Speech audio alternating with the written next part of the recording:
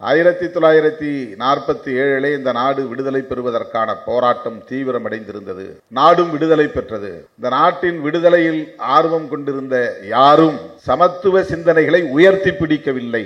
நாடு விடுதலை அடைஞ்சா போதும், சாதியை ஒழிக்க வேண்டும் என்றோ, சாதியின் பெயரால் நிகழ்கிற பாகுபாடுகளை பற்றியோ, ஒடுக்குமுறைகளை பற்றியோ, வன்கொடுமைகளை பற்றியோ விடுதலை போராட்ட வீரர்கள் யாரும் சிந்திக்கவில்லை. இது எனக்கு பெரிய கவலையை தந்தது. சாதி அமைப்பு சீர்திருத்த வரலாற்றில் MK காந்திக்கு, மகாத்மா என்று அதிகமாக அறியப்பட்டவருக்கு கேந்திரமான பங்கு இருக்கிறது. ஆனால் இந்த குறிப்பிட்ட பின்னணியை பொறுத்தவரையில் அவர் பெரும்பாலும் ஒரு மகாத்மாவாக வெளிப்படவில்லை. காஸ்ட் இஷ்யூ என்று வருகிற போது அவர் ஒரு மகாத்மா இல்லை. இன்னைக்கு இருக்கிற காங்கிரஸ் வேற, அன்னைக்கு இருந்த காங்கிரஸ் வேற. ஆனால் அந்த காங்கிரஸுடைய மைண்ட் செட் அப்படிங்கிறது ஒரு பாரம்பரியமா எப்படி எவால்வ் ஆகி வரும் அப்படிங்கிறதுக்கு நான் சொல்றேன். அந்த காலத்தில் அப்படி இருந்தது. இன்றைக்கு மதசார்பின்மையை காப்பாற்றுவதிலே காங்கிரஸ் உறுதியாக இருக்கிறது. அரசமைப்பு சட்டத்தை உயர்த்தி பிடிக்கிறது, சமத்துவத்தை உரத்து பேசுகிறது. ஆகவே இன்றைக்கு ராகுல் காந்தி தலைமையிலான காங்கிரஸ் நம்முடைய கருத்தோடு, திராவிடர் கழக கருத்தியலோடு, திராவிட இயக்க அரசியலோடு இணைந்து இயங்குகிறது. பனாரஸ், அதாவது வாரணாசி, இந்த காசி இருக்கு இல்லையா, காசி மோடியுடைய தொகுதி, அங்க இருக்கக்கூடிய பார்ப்பனர்கள்லாம் போய் உங்க சட்டத்துல பிராமணர்களுக்கு மரண தண்டனை இருக்கு, பிராமணர்களுக்கு மட்டும் மரண தண்டனை இருந்து விலக்களிக்க வேண்டும், உடனே விலக்கு கொடுத்துறான். பிராமணர்களுக்கு மரண தண்டனை இல்லை. இது எங்கோட பொருத்தி பார்க்க வேண்டியது, மனுஸ்மிருதியோட பொருத்தி பார்க்க வேண்டியது. இப்ப என்னன்னா, மேல் சாதிக்காரன் நமக்கு சப்போர்ட்டா இருக்கணும்னா கீழ் சாதிக்காரனுக்கு நாம கடும் தண்டனை கொடுக்கணும். அப்பதான் அவனை சாட்டிஸ்ஃபை பண்ண முடியும், அவனை திருப்திப்படுத்த முடியும். இந்த உளவியல் இருக்கு பாருங்க, இதுதான் BJP mindset, RSS mindset. தலித்துகளிலே இருக்கிறவன்லாம் எங்களெல்லாம் தலித்துன்னு சொல்லக்கூடாது, திரும்ப அவ்வளவும் பறையன் அப்படின்னு உத்தரகத்தை பார்க்கறான். பறையர்களே பிழைப்புவாதிகள் என்ன பண்றான், இவர் பறையரே இல்ல, பறையருக்கு எதிரி அப்படிங்கிறான். இதெல்லாம் ஏன் சொல்றான்னா, நான் பெரியார் பாசறையில் பயின்றவன் என்பதனால் திமுகவை நான் ஆதரிக்கிறேன், அவ்வளவுதான். Very simple. உடனே திமுகவுக்கு கொத்தடிமை, திமுக 2 சீட்டு 3 சீட்டு, அது கூட உன்னால வாங்க முடியாம தான் நீ கிடைக்கிற வெளியில. ஒரே ஒரு கவுன்சிலர் சீட்ல கூட உன்னால ஜெயிக்க முடியலையே, அதுல என்ன பெருமை? திராவிட அரசியலை எதிர்க்கிறார்கள் என்றால் அம்பேத்கர் அரசியலை எதிர்க்கிறார்கள் என்று பொருள். திராவிட அரசியலை எதிர்க்கிறார்கள் என்றால் தந்தை பெரியாரின் அரசியலை எதிர்க்கிறார்கள் என்று பொருள். திராவிட அரசியலை எதிர்க்கிறார்கள் என்றால் மகாத்மா ஜோதிபா பூலேவின் அரசியலை எதிர்க்கிறார்கள் என்று பொருள். திராவிட அரசியலை எதிர்க்கிறார்கள் என்றால் புரட்சியாளர் அம்பேத்கர், மகாத்மா பூலே ஆகியோர் முன்னெடுத்த சமூக நீதி அரசியலை எதிர்க்கிறார்கள் என்று பொருள். தம்பி பிரின்ஸ் NRS அவர்கள் சொன்னதை போல இந்த நிகழ்வில் நான் பங்கேற்க வேண்டும் என்று ஏற்பாட்டாளர்கள் கருதியதை விட நான் பெரிதும் விரும்பினேன். தோழர் விஜயசங்கர் அவர்களிடத்திலே நான் பேசுகிற போது 2-3 நாட்களுக்கு முன்னால் வந்து இந்த நூலை என்னிடத்திலே வழங்கிய போது இதனை நாம் அறிமுகப்படுத்த வேண்டும், அந்த விழாவில் நான் பங்கேற்க வேண்டும் என்கிற விருப்பத்தை தெரிவித்திருந்தேன். ஏற்பாடு செய்வோம் என்று சொல்லிவிட்டு போனார். நான் என்னுடைய திட்டப்படி இன்றைக்கு வெளிநாடு போவதாக ஏற்பாடாகி இருந்தது. 2 நாட்களுக்கு முன்பு தோழர் விஜயசங்கர் அவர்கள் தொலைபேசியிலே தொடர்பு கொண்டு 11ஆம் தேதி இந்த நிகழ்வில் பங்கேற்க இயலுமா, பெரியார் திடலில் பகுத்தறிவாளர் கழகம் இதை ஒருங்கிணைக்கிறது என்று சொன்னதும் நான் என் பயண திட்டத்தையே மாற்றிக்கொண்டேன். ஜெர்மனி போய் அங்கிருந்து லண்டன் போவதாக திட்டமிட்டிருந்தோம். இப்போது ஜெர்மனிக்கு போவதை நான் தவிர்த்து விட்டு இந்த நிகழ்வில் பங்கேற்பதுதான் முக்கியமானது என்று உங்கள் முன்னால் நிற்கிறேன். இதை மகிழ்ச்சியோடு தெரிவிப்பதில் பெருமைப்படுகிறேன். தோழர் விஜயசங்கர் அவர்கள் மிகவும் முற்போக்கான சிந்தனையாளர். அவருக்கு கடவுள் நம்பிக்கை உண்டு என்றாலும் அவர் நம்மவர்தான். தெய்வ செயலின் மீது அவருக்கு நம்பிக்கை உண்டு என்றாலும் கூட அவர் நம்முடைய ஆசிரியர் அவர்களுக்கு உற்ற துணையாக நிற்பவர். நம்முடைய திராவிட அரசியலை முன்னெடுத்து செல்வதிலே துணையாக நிற்பவர். நம்முடைய நிகழ்வுகளில் பல நிகழ்வுகளில் அவர் பங்கேற்றிருக்கிறார். நான் PhD பண்ணுகிற போது அவருடைய உதவியை நாடி இந்து அலுவலகத்திற்கு சென்ற போது எனக்கு மிகப்பெரிய அளவிலே உதவி செய்தார். அவருக்கு நான் நன்றி சொல்ல கடமைப்பட்டிருக்கிறேன். மனோஜ் மிட்டா அவர்கள் ஆங்கிலத்தில் இந்த நூலை எழுதி வெளியிட்ட போது அந்த வெளியீட்டு விழாவிலே என்னால் பங்கேற்க இயலவில்லை. நம்முடைய கட்சியின் பொதுச் செயலாளர் தோழர் ரவிக்குமார் அவர்கள் பங்கேற்றதை இங்கே நினைவு கூர்ந்தார். அவர் இந்த புத்தகத்தை தொடர்ந்து கையிலேயே வைத்திருப்பார். விமானத்தில் பயணிக்கிற போதெல்லாம் இதை அவர் படித்துக் கொண்டு வருவதை நான் பார்த்திருக்கிறேன். எனக்கும் அந்த புத்தகம் கிடைத்தது. இது தமிழில் வந்தால் நலமாக இருக்குமே என்கிற எண்ணம் எனக்கு மேலிட்டது. நாம் எல்லாம் திராவிட அரசியலை மேலும் தீவிரமாக முன்னெடுத்து செல்ல வேண்டும். திராவிடர் கழகம் சமூக நீதிக்கான பாதுகாப்பு அரண் என்கிற கருத்துக்கு வலு சேர்க்கிற ஒரு ஆவணமாக இந்த புத்தகம் இருக்கிறது. சாதி பெருமை என்கிற மனோஜ் மிட்டா அவர்கள் எழுதியிருக்கிற இந்த புத்தகம் சராசரியான ஒரு சமூகவியல் வெறும் தரவுகளை திரட்டி தொகுத்து தருகிற நூல் அல்ல. மிக ஆழமான ஆய்வுகளை மேற்கொண்டிருக்கிறார். இந்த ஒரு தொகுப்பை கொண்டு வருவதற்கு அவருக்கு 7 ஆண்டுகள் பிடித்திருக்கிறது. அவர் தன்னுடைய முகப்புரையிலே சொல்லுகிறார், 1984 நடந்த டெல்லி படுகொலை குறித்து ஒரு நூலை நான் வெளியிட்டேன். அதன் பிறகு 2002 ஆண்டு நடைபெற்ற குஜராத் படுகொலை தொடர்பான ஒரு புத்தகத்தை வெளியிட்டேன். 3ஆவதாக நான் எழுத நினைத்தது இந்தியா முழுவதும் விளிம்பு நிலை மக்களுக்கு எதிராக நிகழ்த்தப்படுகிற வன்கொடுமைகளை தொகுக்க வேண்டும் என்பதுதான். அது குறித்து நான் ஆய்வுகளை மேற்கொள்ள முனைந்தேன். சுதந்திர இந்தியாவில், அதாவது நாடு விடுதலை பெற்ற பிறகு, சாதி குறித்தும் தீண்டாமை குறித்தும் சட்டமன்றங்களிலும் அரசியல் நிர்ணய சபையிலும் என்ன விவாதங்கள் நடந்திருக்கின்றன என்பது குறித்து நான் ஆய்வு செய்ய முற்பட்டேன். எனக்கு பெரும் அதிர்ச்சி காத்திருந்தது. இதுவே இப்படி இருக்கிறது என்றால் நாடு விடுதலை பெறுவதற்கு முன்பு காலனி இந்தியாவில், அதாவது பிரிட்டிஷ் இந்தியாவில் இது குறித்து என்னவெல்லாம் விவாதங்கள் நடந்திருக்கின்றன என்பதை ஆய்வதற்கு நான் முற்பட்டேன். எனக்கு ஏராளமான ஆவணங்கள் கிடைத்தன, தரவுகள் கிடைத்தன. அவையெல்லாம் பொக்கிஷங்கள் என்று சொல்லுகிறார். அவ்வளவு இன்ஃபர்மேஷன்ஸ். அதிலே எனக்கு என்ன தோன்றியது என்றால், 1947 இந்த நாடு விடுதலை பெறுவதற்கான போராட்டம் தீவிரமடைந்திருந்தது. நாடும் விடுதலை பெற்றது. இந்த நாட்டின் விடுதலையில் ஆர்வம் கொண்டிருந்த யாரும், விடுதலை போராட்ட வீரர்கள் யாரும் சாதி என்கிற சமூக கூறு குறித்து எதுவும் சிந்திக்கவில்லை என்பதுதான் எனக்கு அதிர்ச்சி. அந்த கோணத்தில் ஒருவரும் சிந்திக்கவில்லை, அதை பொருட்படுத்தவில்லை, சமத்துவ சிந்தனைகளை உயர்த்தி பிடிக்கவில்லை. நாடு விடுதலை அடைஞ்சா போதும், சாதியை ஒழிக்க வேண்டும் என்றோ, சாதியின் பெயரால் நிகழ்கிற பாகுபாடுகளை பற்றியோ, ஒடுக்குமுறைகளை பற்றியோ, வன்கொடுமைகளை பற்றியோ விடுதலை போராட்ட வீரர்கள் யாரும் சிந்திக்கவில்லை. இது எனக்கு பெரிய கவலையை தந்தது. எந்த அளவுக்கு ஒரு சமூக பொறுப்பாளராக ஹைதராபாத்திலே பிறந்தாலும் ஒரு பெரியாரிய மாணவராக அவர் இருக்கிறார் என்பதை நம்மால் உணர்ந்து கொள்ள முடிகிறது. இந்த புத்தகம் தோழர் விஜயசங்கர் அவர்கள் சொன்னதைப் போல ஒவ்வொரு தலைப்பும் மிக ஆழமான தரவுகளை கொண்டிருக்கிறது, டேட்டாஸ். இந்த நூலை படிக்கிற ஒவ்வொருவரும் திராவிட அரசியல் எவ்வளவு இன்றியமையாத தேவை என்பதை உணர்ந்து கொள்ள முடியும். பல பேர் இன்றைக்கு திராவிடமே தமிழர்களின் எதிரி என்று அரைவே காட்டுத்தனமாக உளறிக் கொண்டிருக்கிறார்கள். தேசிய பார்வை இல்லாமல் ஒரு குறுகிய பார்வை கொண்டு அணுகுகிற ஒவ்வொருவரும் அப்படித்தான் சிந்திப்பார்கள். அவர் ஒவ்வொரு தலைப்பின் கீழே கொண்டு வந்திருக்கிற செய்திகள் நமக்கு அதிர்ச்சி அளிக்கிறது. முகப்புரையிலே அவர் சொல்லுகிறார், ஏராளமான தரவுகளை திரட்டி இருக்கிறார்.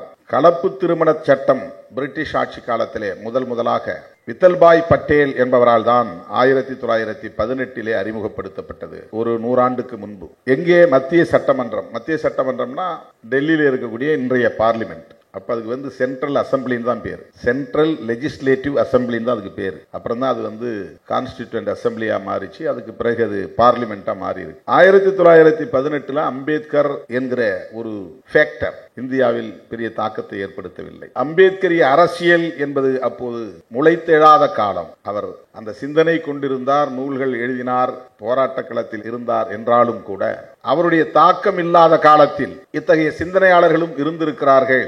அதிலே ஒருவர் விதல்பாய் பட்டேல். நம்ம இந்த பட்டேல் கிடையாது, சர்தார் பட்டேல் கிடையாது. பட்டேல்ங்கிறது ஒரு சாதி பெயர் தான். இருந்தாலும் கூட சாதி ஒழிப்பு சிந்தனை என்பது அவ்வப்போது ஆங்காங்கே முகிழ்த்திருக்கின்றன. இப்போது அவர் அதை சொல்லிக்கொண்டே வருகிற போது இந்த ஆய்விலே எனக்கு என்ன தோன்றியது என்றால், பாகுபாட்டு உணர்வின் அடிப்படைகளை நான் புரிந்து கொள்ள வேண்டும். சுதந்திர இந்தியாவில் எப்படி இருந்தது என்பது குறித்து குற்றவியல், குடிமையியல் சட்டங்களை எல்லாம் ஆயத் தொடங்கினேன். அது குறித்த விவாதங்களையும் ஆயத் தொடங்கினேன். அப்போது எந்த அளவுக்கு இவர்கள் சாதிய கூறுகளை உதாசீனப்படுத்தி இருக்கிறார்கள், புறந்தள்ளி இருக்கிறார்கள் என்பதை காண முடிந்தது. இதை தொகுப்பதற்கு நான் எடுத்த முயற்சியில் நான் அறிந்து கொண்டது, இதை 2 பாகங்களாக அல்லது 3 பாகங்களாக கொண்டு வர வேண்டும் என்பதுதான். முதல் பாகத்திற்கே எனக்கு 7 ஆண்டுகள் பிடித்திருக்கிறது. இதற்கு பிறகுதான் இனி அடுத்தடுத்து அவர் தொகுத்து வைத்திருக்கிற தரவுகளை எல்லாம் புத்தகங்களாக்க வேண்டிய நிலை.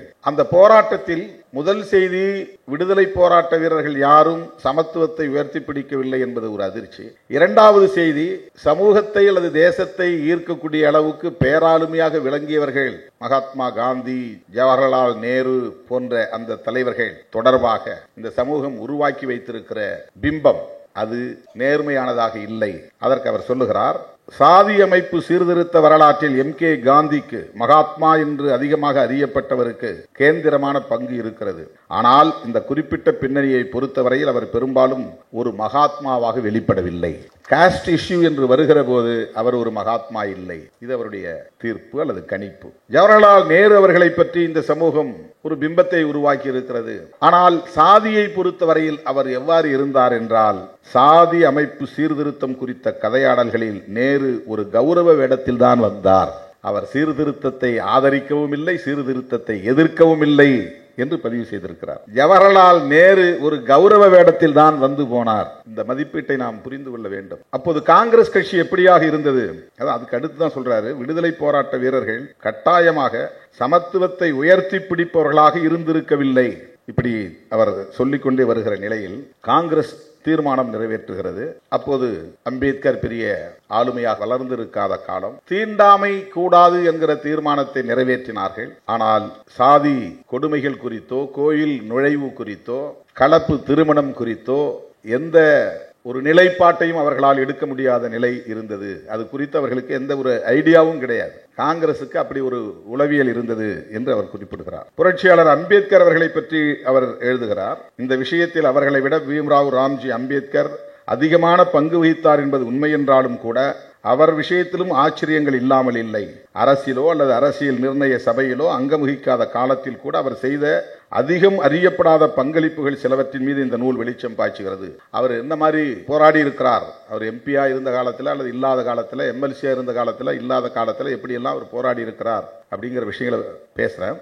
அதுல அவர் எவ்வளவு அறிவு கூர்மையுடன் நடந்திருந்தாலும் கூட அதன் சட்ட அம்சங்கள் குறித்த புரிதலில் ஒன்றுக்கும் மேற்பட்ட தருணங்களில் தடுமாறி இருக்கிறார் என்றும் அம்பேத்கர் அவர்களை பற்றியும் அவர் ஒரு கிரிட்டிசிசம் வைத்திருக்கிறார். இவருடைய நூல் எந்த அளவுக்கு ஆழமான பாரபட்சம் இல்லாத, அதாவது ஒரு சார்பில்லாத ஆய்வை கொண்டிருக்கிறது என்பதற்காக சொல்லுகிறேன். நாக்பூரில் நடந்த காங்கிரஸ் மாநாடு முதலே தீண்டாமைக்கு எதிராக காந்தி பெரிதாக பேசினாலும் 1920 நாக்பூர் கோயில் நுழைவு தொடர்பான சட்ட விஷயத்தில் அவர் ஈடுபட மேலும் 12 ஆண்டுகள் பிடித்தன. அந்த கணக்கு என்ன கணக்குன்னா 1932. 1932 என்ன நடந்ததுன்னா பூனா பேக்ட். பூனா பேக்ட்ல அம்பேத்கர் தன்னுடைய கோரிக்கையை தளர்த்தி கொண்டார். அவருடைய கோரிக்கைகளை தளர்த்தி கொண்டு காந்தியின் உயிரை காப்பாற்ற வேண்டும் என்பதற்காக அந்த ஒப்பந்தத்திலே கையெழுத்திட்டார். அதை ஈடு செய்வதற்காக ஒப்புக்கு காந்தி கோயில் நுழைவு பற்றி கொஞ்சம் பேசினார், அவ்வளவுதான். அதுல சொல்றாரு, கைமாறாகத்தான், அதாவது சர்ச்சைக்குரிய தனி வாக்காளர் தொகுதி உரிமையை தன் அழுத்தத்தின் காரணமாக அவர்கள் கைவிட்டதற்கு, அவர்கள்னா அம்பேத்கர், அம்பேத்கரை சார்ந்தவர்கள் கைவிட்டதற்கு கைமாறாகத்தான் கோயில் நுழைவு பிரச்சனை குறித்து காந்தி பேசினார். 1932 ஏற்பட்ட ஒப்பந்தத்திற்கு பிறகும் கூட காந்தி அனைத்து கோவில்களுக்குள்ளும் தீண்டதாக செல்வதற்கான உரிமை குறித்து பேசவில்லை. இதெல்லாம் நமக்கு தெரிய வேண்டிய வரலாறு. நாம் இன்னைக்கு காங்கிரஸோட இருக்கிறோங்கிறது வேற, இன்னைக்கு இருக்கிற காங்கிரஸ் வேற, அன்னைக்கு இருந்த காங்கிரஸ் வேற. ஆனா அந்த காங்கிரஸுடைய மைண்ட் செட் அப்படிங்கிறது ஒரு பாரம்பரியமா எப்படி எவால்வ் ஆகி வரும் அப்படிங்கிறதுக்கு நான் சொல்றேன். அந்த காலத்தில் அப்படி இருந்தது. இன்றைக்கு மதசார்பின்மையை காப்பாற்றுவதிலே காங்கிரஸ் உறுதியாக இருக்கிறது. அரசமைப்பு சட்டத்தை உயர்த்தி பிடிக்கிறது, சமத்துவத்தை உரத்து பேசுகிறது. ஆகவே இன்றைக்கு ராகுல் காந்தி தலைமையிலான காங்கிரஸ் நம்முடைய கருத்தோடு, திராவிடர் கழக கருத்தியலோடு, திராவிட இயக்க அரசியலோடு இணைந்து இயங்குகிறது. அதை நாம் புரிந்து கொள்ள வேண்டும். உடனே காங்கிரஸ் ஐயாவை வச்சுக்கிட்டு விமர்சித்து விட்டார் திருமாவளவன் என்று திரிபுவாதம் செய்வார்கள். இதில் அம்பேத்கர் அவர்களை பற்றிய கிரிட்டிசிசமும் குறிப்பிட்டு காட்டியிருக்கிறேன் தோழர்களே. அதுக்கு அடுத்தவர் முதலிலே கீழ்சாதியினருக்கு ஒதுக்கப்பட்ட தண்டனை கொள்கைங்கிறதுக்கு நமக்கு இன்னைக்கு ஆதாரமா நாம ஏன் மனுஸ்மிருதியை பேசுறோம்னா, மனுஸ்மிருதிங்கிறதே ஒரு லா தான். அது தண்டனையை பற்றி பேசுகிறது, 4 வர்ணங்களை பற்றி பேசுகிறது. பார்ப்பனர்களுக்கு தண்டனை இல்லை, கொலை குற்றத்திற்கு கூட தண்டனை கிடையாது. சூத்திரர்களுக்கு எவ்வளவு கடும் தண்டனை, அதையெல்லாம் நாம் பார்த்திருக்கிறோம். இதுதான் பிரிட்டிஷ் ஆட்சி காலத்திலும் நடந்திருக்கிறது. நாடு விடுதலை பெற்ற பிறகும் அது நிகழ்ந்திருக்கிறது. அதுல நாம இப்போ உங்க மவுண்ட் ரோட்ல ஒரு சிலையை பார்க்கிறோம்ல, குதிரை மேல இருக்கிற சிலை, அந்த சிலையை பற்றி ஒரு குறிப்பிட்டு இருக்கிறார். அது யாருடைய சிலை? அது சர் தாமஸ் மன்ரோ. அவர் மதராஸ் பிரசிடென்சியுடைய கவர்னர். அவர் தான் ஒரு சட்டத்தை அறிமுகப்படுத்துகிறார், மதராஸ் ஒழுங்குமுறை சட்டம், சென்னை ஒழுங்குமுறை சட்டம். அந்த சட்டத்தில் கீழ்சாதியினருக்கு ஸ்டாக்ஸ் அப்படிங்கிற அடிப்படையிலான ஒரு தண்டனையை கொடுக்குறாங்க. ஸ்டாக்ஸ் அப்படின்னா தொலைகள் இட்ட மர சட்டகத்துல கீழ்சாதிக்காரங்க சின்ன சின்ன தப்பு செய்தாலும் அந்த காலை நுழைச்சி விட்டுருவாங்க, நடக்க முடியாது, மூவ் ஆக முடியாது. மணிக்கணக்கில் நாள் கணக்கில் அவங்க அப்படியே நின்றுகிட்டு இருக்கணும். அந்த தண்டனைக்கு பெயர் ஸ்டாக்ஸ். அது தொடர்பான 4 வழக்குகள் அவர் எடுக்கிறார். 4 வழக்குகளை பற்றி ஆய்வு செய்து அந்த 4 வழக்குகளையும் தீர்ப்புகளையும் நம்ம இடத்துல தருகிறார். இதெல்லாம் இந்த சமூகத்தை பற்றி நாம் புரிந்து கொள்வதற்கான மிக முக்கியமான ஒரு பதிவு. ஒழுங்குமுறை சட்டம் 10வது பிரிவு. இதை கொண்டு வந்தவர் யாருன்னா சர் தாமஸ் மன்றோ.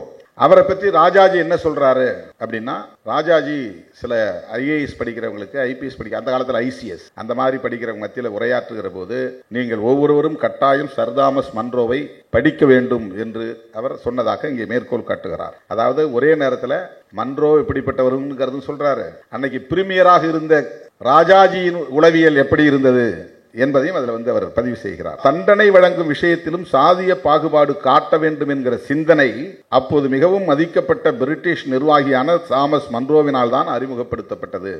அவர் குதிரை மீது அமர்ந்திருக்கும் சிலையை சென்னையின் முக்கியமான ஒரு சந்திப்பில் இன்றும் காணலாம். சுதந்திரத்திற்கு முன்னும் பின்னும் மெட்ராஸ் மாகாணத்தை, மெட்ராஸ்னா நம்ம உடனே சென்னை மட்டும்தான் நினைக்கிறோம், மெட்ராஸ் பிரசிடென்சிங்கிறது விசாகப்பட்டினம் வரல இருந்துச்சு. திருவிதாங்கூர் மகாராஜா அந்த சமஸ்தானத்தை தவிர கேரளாவின் பல பகுதி மெட்ராஸ் பிரசிடென்சிக்குள்ள இருந்துச்சு. கேஜிஎஃப் வரையிலும் பெங்களூர் வரையிலும் கூட மெட்ராஸ் பிரசிடென்சிக்குள்ள இருந்துச்சு. சித்தூர் இதெல்லாமே, இதெல்லாம் சேர்ந்ததுதான் மദ്രാஸ் பிரசிடென்சி. மദ്രാஸ் பிரசிடென்சி இருந்த காலத்தில் நான் தெலுங்கு பேசக்கூடியவங்க, கன்னடம் பேசக்கூடியவங்க அரசியலில் தீவிரமான ஈடுபாடு கொண்டிருந்தாங்க. அதனால அவங்க எப்படி முதலமைச்சரானார்கள், அவங்க எப்படி அதிகாரத்துக்கு வந்தாங்க, தமிழர்கள்லாம் ஏமாந்து போயிட்டாங்க அப்படின்னு நான் பேசுறேன். அப்படி இல்லை, மദ്രാஸ் பிரசிடென்சின்னு ஒன்னா இருந்தது. அப்ப எல்லாரும் ஒரே மாகாணத்தை சார்ந்தவர்கள். இப்ப தமிழ்நாடுங்கிறது ஒரு மாநிலங்கிற மாதிரி Madras presidency, Bombay presidency, Kolkata presidency, central provinces, இதான் பிரிட்டிஷ் இந்தியா. இதை இல்லாத மற்ற பகுதி இந்தியா இருக்குது. அது என்ன இந்தியான்னா சமஷ்டி இந்தியான்னு சொல்லுவாங்க. இந்தியாவுக்குள்ளேயே பிரிட்டிஷ் ஆளாத பிற பகுதிகளும் இருந்தன. அதான் திருவிதாங்கூர் மகாராஜாவுடைய சமஸ்தானம், ஹைதராபாத் நிஜாமுடைய சமஸ்தானம், மைசூர் மகாராஜாவுடைய சமஸ்தானம், இந்த மாதிரி பல பகுதிகள் பிரிட்டிஷ் ஆட்சிக்கு கட்டுப்பட்டவர்களா இருப்பாங்க. ஆனா அவங்க ஆட்சி நிர்வாகம் இருக்காது. அந்த மாதிரியான பகுதி இருந்தது. இப்ப பிரிட்டிஷ் இந்தியானா இன்னைக்கு நம்ம பாக்குற ஒட்டுமொத்த இந்தியாவும் பிரிட்டிஷ்காரன் கண்ட்ரோல்ல இருந்து அர்த்தம் கிடையாது. அதோடு நம்ம சேர்த்து இந்த செய்திகள் எல்லாம் புரிஞ்சுக்கணும். அதுக்காக நான் சொல்றேன். மெட்ராஸ்னு சொன்னா அவன் மதராசின்னு சொன்னாக்க தென்னைக்காரன் அர்த்தம் கிடையாது. மதராஸ் பிரசிடென்சியை சார்ந்தவன் அர்த்தம். அவன் தெலுங்கு பேசுறவனா இருக்கலாம், கன்னடம் பேசுறவனாக இருக்கலாம், மலையாளம் பேசுறவனாகவும் இருக்கலாம், தமிழனாகவும் இருக்கலாம். மதராசின்னா அதான் பொருள். எந்த மொழியும் இந்த 4 மொழியில எந்த மொழியும் அவன் பேசக்கூடியவனா இருக்கலாம். மதராசினா சென்னையை சார்ந்தவங்க மட்டும் புரிஞ்சக்கூடாது. இப்பதான் சென்னை அது மொழிவாரி மாநிலங்கள் பிரிக்கப்பட்ட பிறகு எஞ்சிய பகுதி மெட்ராஸ்னே இருந்துருச்சு. இந்த மெட்ராஸ் பிரசிடென்சி அறிவிச்சதுனால ஒவ்வொருத்தரும் சாதியிலிருந்து வெளியேறி போன பிறகு எஞ்சியவர்களுக்கு ஒரு சாதி இருக்கும். அந்த பழைய சாதி பெயர் அப்படியே நின்று போயிடும். அதுக்கு ஒரு உதாரணம் இங்க முக்கியமான, நான் அடிக்கடி மேடையில சொல்ற கருத்துக்கு இங்க அவர் ஒரு வலு சேர்த்திருக்கிறார். அதை பின்னால் சொல்றேன். இந்த ஒழுங்குமுறை சட்டம் என்ன சொல்லுதுன்னா, கீழ்சாதிக்காரங்களுக்கு அந்த சாதி, அவன் மதம் மாறினா கூட 2 வழக்கு எடுக்கிறார். முதல் வழக்கு ஒரு முஸ்லீம், அவர் முஸ்லீமா மாறிட்டார். யாருன்னா பிரிட்டிஷ் அரசுக்கும் நபி சாஹேப் என்பவருக்கும் இடையில 1883 ஒரு வழக்கு நடக்குது. த குயின் வெர்சஸ் நபி சாஹேப். அவங்க என்னன்னா, ஒரு படி தாலியும் அளக்கிற படியையும் ஒரு செப்பு நாணயத்தையும், 8 அணா செப்பு நாணயத்தையும் திருடிட்டாருன்னு அவர் மேல வழக்கு. அதுக்கு அவருக்கு இந்த சட்டகத்துக்குள்ள இருக்கிற ஸ்டாக்ஸ்ங்கிற தண்டனையை கொடுக்கறதா இல்லையாங்கிறதா அவர் கொடுத்துட்றாங்க. ஆனா அவர் என்ன கிளைம் பண்றாருன்னா, நான் கீழ்சாதி இல்லை, நான் முஸ்லீம் அப்படின்னு கிளைம் பண்றாரு. அப்போ இவங்க என்ன தீர்ப்பு சொல்றாங்கன்னா, நீ மதம் மாறினா கூட சாதி தான் எங்களுக்கு அளவுகோல். நீ மதம் மாறிய பிறகு பழையபடி அதே சாதிய கலாச்சாரங்களை, ஆச்சாரங்களை நீ பின்பற்றுகிறாயா?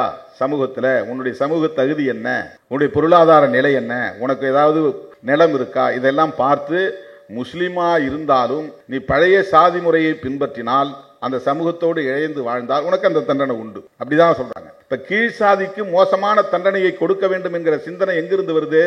மனுஸ்மிருதியில் இருந்து வருது. இப்ப நாடு விடுதலை பெற்ற பிறகும் அதுவே நீடிக்கிறது. நாடு விடுதலை பெற்ற பிறகும் அதுவே நீடிக்கிறது. அப்படி ஒரு சட்டம் கொண்டு வந்திருக்கிறான். அந்த சட்டத்தை நடைமுறைப்படுத்தும் போது இந்த வழக்கெல்லாம் வருது. 2வது வழக்கு ரட்டிகாடு வெர்சஸ் கொண்டாரெட்டி. இந்த 2 பேருக்கு இடையில நடக்கிற வழக்கு. அதுல அவர் கிறிஸ்தவர் ஆயிட்டார். யாரு? இந்த முஸ்லீம் ஆயிட்டார். இவர் கிறிஸ்தவர் ஆயிட்டார்.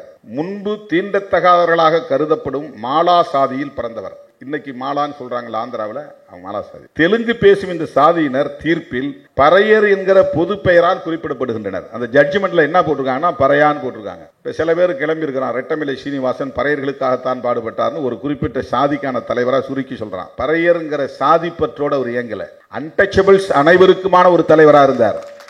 பறையா என்கிற சொல் என்பது ஒரு பொது சொல், காமன் டெர்மினாலஜி. அது உலகம் முழுக்க சர்வதேசம் முழுவதும் பயன்படுத்தக்கூடிய ஒரு பொது பெயர். அப்பெல்லாம் என்னென்ன சாதி இங்க இருக்குங்கிறது யாருக்கும் தெரியாது, பட்டியல்படுத்தப்படலை. அப்பெல்லாம் ஷெட்யூல் பண்ணல.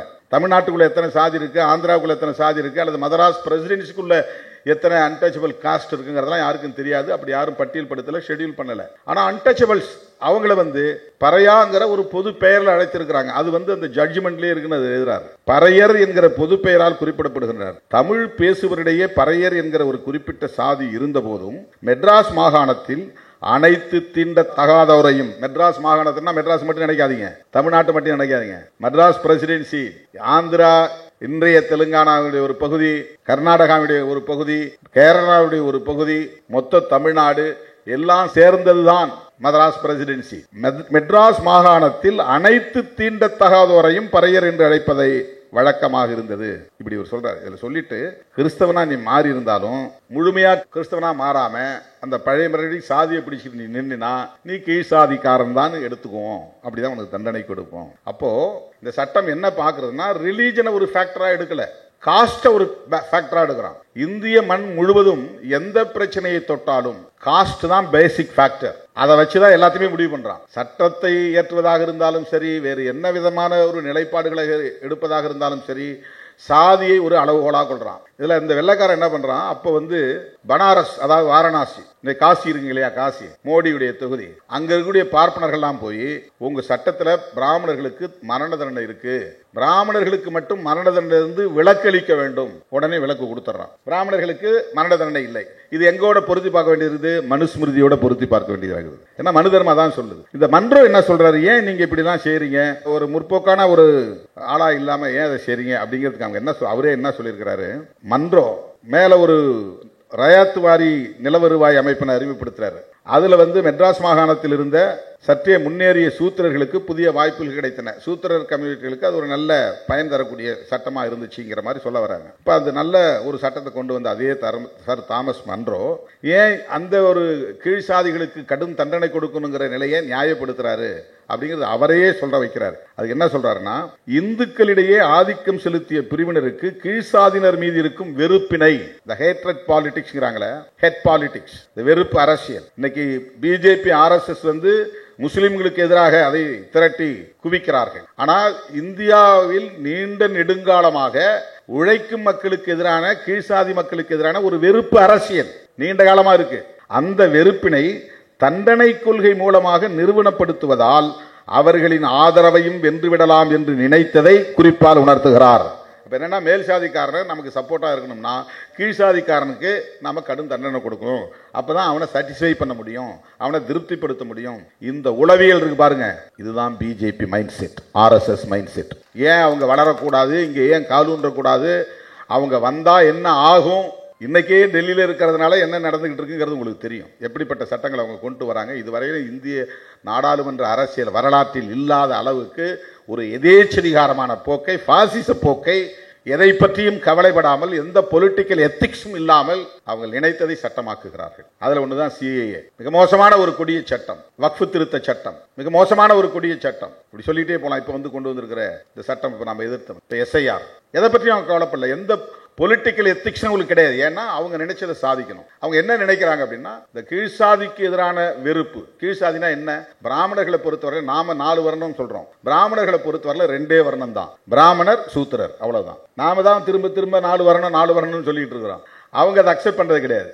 இந்திய சமூக கட்டமைப்புல 2 வர்ணம் தான். அதுக்கு என்ன காரணம் சொல்றான்னா, பரசுராமர் எல்லா சத்திரியர்களையும் கொண்டுட்டாருன்றான். பல்லாயிரக்கணக்கான மன்னர்களை எல்லாம் அவங்க குடும்பத்தோட இனப்படுகொலை செய்துட்டாரு பரசுராமர். அது ஜெனோசைட். சத்திரியர்கள் பூரா அழைச்சியாச்சு. அப்புறம் பிராமணர்கள் வைசியர் ஒரு சமூகம் இருக்குங்கிறத அவங்க ஒத்துக்கிறது கிடையாது. அப்படி ஒரு வர்ணம் கிடையாது. நான் உயர்ந்தவன், நீங்க எல்லாம் தாழ்ந்தவர்கள்.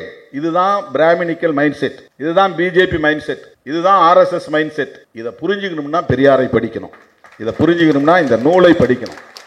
இது ஏதோ நாம பிராமணர்கள் மீது வெறுப்பு கொண்டு பேசுவதாக கருதக்கூடாது. அப்படி யாரும் நம்ம தனிநபரை வெறுக்கிறது இல்லை, அப்படி வெறுக்கிறது கிடையாது. தோழர் விஜயசங்கர் அவர்கள் இந்த மேடையிலே நம்மோடு அமர்ந்து ஐயா ஆசிரியர்களோடு இருந்து இந்த அரசியலை பேச முடிகிறது என்றால் கருத்தியல் ஒற்றுமை.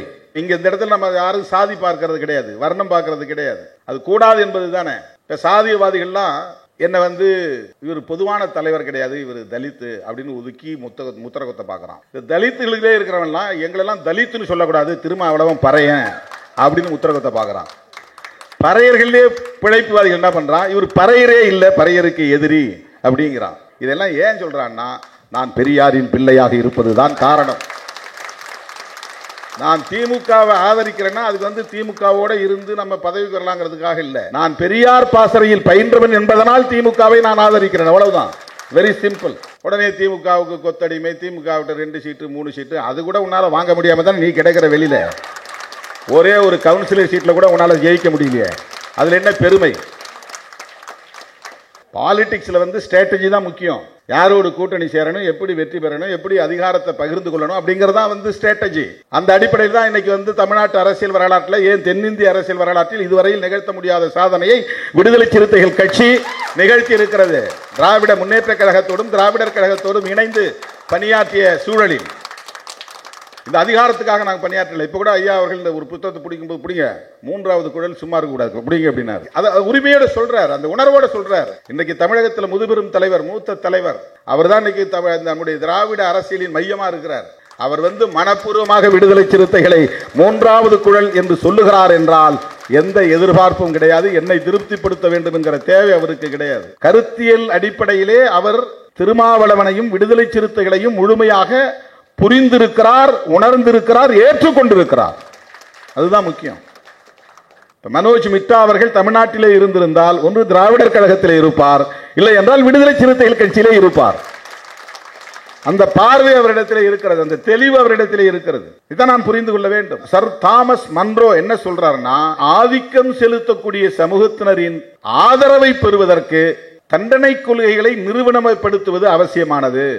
இந்த மைண்ட் செட் புரிஞ்சுங்க. பிஜேபி தமிழ்நாட்டுக்குள்ள வளர்ந்தா என்ன ஆகும்? அது வெறும் சராசரியான அரசியல் கட்சி கிடையாது. இன்றைக்கு இந்த 10-11 ஆண்டுகளில் இந்தியாவிலே ஏற்பட்டிருக்கிற சரிவு என்பது, கருத்தியல் ரீதியாக ஏற்பட்டிருக்கிற பின்னடைவு என்பது ஈடுகட்டுவதற்கு இன்னும் 50 ஆண்டுகள் நாம் போராட வேண்டியிருக்கும். அவ்வளவு மோசமான சரிவை இந்த தேசம் சந்தித்திருக்கிறது. ரொம்ப மோசமான பிற்போக்குத்தனத்தை கொண்டு போயிட்டாங்க. லிஞ்சிங், சாதியின் பேரால எல்லா இடங்களும் கும்பல் கும்பலா உள்ள பூந்து அடிக்கிறான்.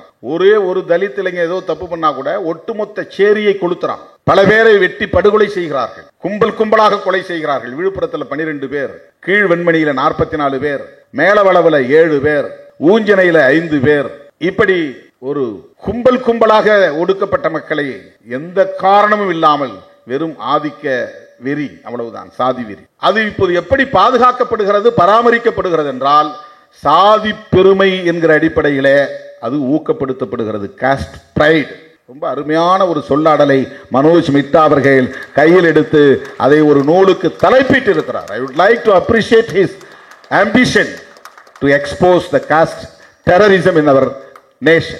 சாதிய பயங்கரவாதத்தை அம்பலப்படுத்துவதற்காக அவர் கையாண்டிருக்கிற இந்த சொல்லே அவர் எந்த அளவுக்கு தெளிவாக இருக்கிறார் என்பதை நம்மால் புரிந்து கொள்ள முடிகிறது. அதை புரிஞ்சுக்கிறதுக்கே நமக்கு ஒரு பார்வை தேவை. இன்னைக்கு என்ன பண்றாங்க எல்லாரும், நாங்க ஆண்ட சாதி, நாங்க இந்த சாதி இல்ல, அந்த சாதி இல்ல. உன்னுடைய நிலம் பறி போகிறது, உன்னுடைய மொழி சிதைக்கப்படுகிறது, உன்னுடைய பாரம்பரிய கலாச்சாரம் சிதைக்கப்படுகிறது. மெல்ல மெல்ல எல்லாவற்றையும் அவர்கள் கபலீகரம் செய்து வருகிறார்கள். அதை பத்தி உனக்கு கவலை இல்லை. புதிய புதிய சட்டங்களை கொண்டு உன் எதிர்கால சந்ததிகளை நசுக்க பார்க்கிறார்கள், அடிமைப்படுத்த பார்க்கிறார்கள். அதை பற்றி இவனுக்கு பார்வையே கிடையாது. நான் ஆண்ட வம்சம், அரச வம்சம். இந்த சாதி பெருமையை ஊக்கப்படுத்துகிற இயக்கம் RSS, சங் பரிவார் அமைப்புகள். ஏன் அதை பண்றான்னா, ஒன்னு புரிஞ்சுக்கணும். முஸ்லீம்கிட்ட குர்ஆனை கொடுத்து படி அப்படின்னு சொன்னா அவன் போதும், அவனுக்கு அல்லாஹ் ஒருவரே போதும் அப்படின்னு போயிடுவான். ஈஸியா அவனை கன்சால்டேட் பண்ண முடியும், அல்லாஹ்வை சொல்லி கன்சால்டேட் பண்ண முடியும், ஒருங்கிணைக்க முடியும். கிறிஸ்தவன்கிட்ட இயேசுவையோ அல்லது மாதா அம்மாவையோ சொல்லி ஒருங்கிணைக்க முடியும். இந்துக்கள் இடத்துல யாரை சொல்லி ஒருங்கிணைப்ப, எந்த கடவுளை சொல்ல முடியும்? நான் கிரிட்டிசைஸ் பண்ணல, இது கட்டாயமா நம்ம விவாதிக்க வேண்டிய ஒன்று, பண்ண முடியாது. கடவுளை சொல்லி இவர்களை ஒருங்கிணைக்க முடியாது. அவங்களுக்கு இருக்கிற மாதிரி ஒரு பொது நூல், ஒரு நூல், புனித நூல் எதுவும் இல்லை. இங்க பைபிளை கொடுக்கலாம், இங்க குர்ஆனை கொடுக்கலாம், இங்க என்ன கொடுப்ப? ஒண்ணும் இல்லை. இப்ப இங்க ஃபவுண்டரும் கிடையாது, உனக்கு ஹோலி புக்கும் கிடையாது, ஹோலி டெக்ஸ்டும் கிடையாது. இந்துக்களை ஒருங்கிணைப்பதற்கு ரொம்ப ரொம்ப முக்கியமான ஒரு தேவை என்னன்னா சாதி பெருமை தான். Cost bright is a factor to consolidate Hindus. இந்துக்களை ஒருங்கிணைப்பதற்கு சாதி பெருமை வேணும். அப்ப சாதி, அதுதான் இவனுங்க குடிப்பெருமைன்னு சொல்றாங்க. அதனால தான் பிஜேபி டீம் நாம சொல்றோம். அது என்ன குடிப்பெருமை? சாதியை ஒழிக்கணும் தான் சொல்லணும். அதுல பெருமைப்படுவதற்கு என்ன இருக்கிறது? சாதியிலே பெருமைப்படுவதற்கு என்ன இருக்கிறது? சாதி பெருமை என்றாலும் குடிப்பெருமை என்றாலும் ஒண்ணுதான். சாதி பெருமிதம் என்பது ஒவ்வொரு சாதியும் நான் வேறங்கிற உணர்வை உண்டாக்குது. அந்த உணர்வு வந்த பிறகு அவனுக்கு இந்துங்கிற உணர்வு மேலோங்கும். இந்துங்கிற உணர்வு வரணும்னா சாதி உணர்வு இருந்தாதான் வரும். சாதி உணர்வு விட்டு தமிழன் நாம சொன்னா அவனுக்கு இந்துங்கிற உணர்வு வராது. ஏன்னா சாதி உணர்வு இல்லாத போது இந்து உணர்வு வராது. இந்த உணர்வை, சாதி உணர்வை சிதைக்கிற ஒரு அரசியலாக, வலிமை பெற்ற ஒரு அரசியலாக டிராவிடியன் பாலிடிக்ஸ் இருந்தது. இத பெரியாரை எதிர்க்கிறோம்ங்கிற பெயர்ல, திமுகவை எதிர்க்கிறோம் என்கிற பெயரில் ஒட்டுமொத்தமாக ஆரிய எதிர்ப்பு கொள்கையாக இருந்த, பார்ப்பனிய எதிர்ப்பு கொள்கையாக இருக்கிற திராவிட அரசியலையே சிதைக்க பார்க்கிறார்கள். திராவிட அரசியலை எதிர்க்கிறார்கள் என்றால் அம்பேத்கர் அரசியலை எதிர்க்கிறார்கள் என்று பொருள். திராவிட அரசியலை எதிர்க்கிறார்கள் என்றால் தந்தை பெரியாரின் அரசியலை எதிர்க்கிறார்கள் என்று பொருள். திராவிட அரசியலை எதிர்க்கிறார்கள் என்றால் மகாத்மா ஜோதிபா பூலேவின் அரசியலை எதிர்க்கிறார்கள் என்று பொருள். திராவிட அரசியலை எதிர்க்கிறார்கள் என்றால் புரட்சியாளர் அம்பேத்கர், மகாத்மா பூலே ஆகியோர் முன்னெடுத்த சமூக நீதி அரசியலை எதிர்க்கிறார்கள் என்று பொருள். மனோஜ் மிட்டா அவர்கள் பேசும்போது சொன்னார், திராவிடான்னா ஏதோ இந்த ஒரு குறிப்பிட்ட பகுதி, ஒரு பர்டிகுலர் ஏரியா அப்படின்னு சுருக்கி பார்க்குறாங்க. அப்படி இல்லை. இது ஒரு நேஷனல் பர்ஸ்பெக்டிவ் தேவை. டிராவிடியன் பாலிடிக்ஸ் உள்ள ஒரு தேசிய பார்வை தேவை. ஏன்னா அன்டச்சபிலிட்டிங்கிறது ஒரு குறிப்பிட்ட மாநிலத்துக்குள்ள இல்லை, இது தேசம் முழுவதும் இருக்கிறது. சாதி என்பது ஒரு குறிப்பிட்ட தமிழ்நாட்டில் மட்டும் இல்லை. நம்ம தமிழ்நாட்டில் மட்டும் போராடி சாதியை ஒழிச்சிடுறதுக்கு இந்தியா முழுவதும் இருக்கிற ஒரு பினாமினா இது. இது ஒரு நேஷனல் பினாமினா. காஸ்ட் ஃபேக்டர்ங்கிறது, அன்டச்சபிலிட்டி என்கிறது, காஸ்ட் வயலன்ஸ் என்பது, டிஸ்கிரிமினேஷன் என்பது, இதெல்லாம் நேஷன் வைடு இருக்குது. அப்ப உனக்கு தேசிய அளவிலான ஒரு பார்வை தேவைப்படுகிறது. ஏன்னா நம்ம இந்தியாவை ஒத்துக்கிட்டோம், கான்ஸ்டிடியூஷனை ஒத்துக்கிட்டோம். இந்த கான்ஸ்டிடியூஷன் நம்ம ஏத்துக்கிட்ட பிறகு அந்த கான்ஸ்டிடியூஷனை இம்ப்ளிமெண்ட் பண்ணணும். அப்பதான் இங்க சமூகத்துல சமத்துவத்தை உருவாக்க முடியும். அது சமத்துவத்திற்கான ஒரு ஆயுதம். அது தோழர்களே, மனோஜ் மிட்டா அவர்கள் இது தொடர்பாக 4 வழக்குகளை கையில் எடுத்தார். ஒன்னு அந்த நபி முஸ்லீமா மாறினது, இன்னொன்னு கிறிஸ்தவரா மாறுறது, இந்த ரெட்டி காடு ஒன்னு, அதுக்கடுத்து 2 வழக்கு. அந்த 2 வழக்குகள் என்னன்னா, இது மட்டும் நான் சொல்லி முடிச்சிடறேன், ஐயா அடுத்து பேசணும். சாதியின் விதிகளை ஏற்றுக்கொண்டால், சாதி தலைவர்களின் அதிகாரத்தை ஏற்றுக்கொண்டால், சாதி கூட்டங்களிலும் சடங்குகளிலும் கலந்து கொண்டால், உண்மையில் அந்த சாதிக்காரராக தொடர்ந்தால் அவர் ஒழுங்குமுறை சட்டத்தின் வரம்பிற்குள் வருவார். இதுதான் அவங்க சொல்றாங்க அந்த ரெட்டிகாடு வழக்குல. என்னன்னா, நீ கிறிஸ்டினா மாறி இருக்கலாம், ஆனா அந்த சமூகம் பின்பற்றக்கூடிய கூட்டங்கள்ல சடங்குகளை கலந்துக்கினா நீ ஒழுங்குமுறை சட்டத்தின் கீழ் சாதின்னு கருதி உனக்கு அந்த சட்டகத்துக்குள்ள நிற்கிற தண்டனை தான் வழங்குவோம். அதுக்கு அடுத்து வழக்கு உப்பளக்கோட்டையா நகரம். நகரங்கிறது ஒருத்தருடைய பேரு. நகரம் ஒரு பறையர் அல்ல, சிறிது நிலம் வைத்திருக்கும் ஒரு கோவன்ட்லா விவசாயி என்பதை கவனித்தார். அந்த துணைக்கோட்டை நடுவர் அவருடைய அபிடவிட்டை படிக்கிறார் போடுறது. அந்த படிப்புல ஒரு பார்க்கிறார், நகரம், நகரம்னா ஒருத்தன் பேரு, உப்பளக்கோட்டையா நகரம்.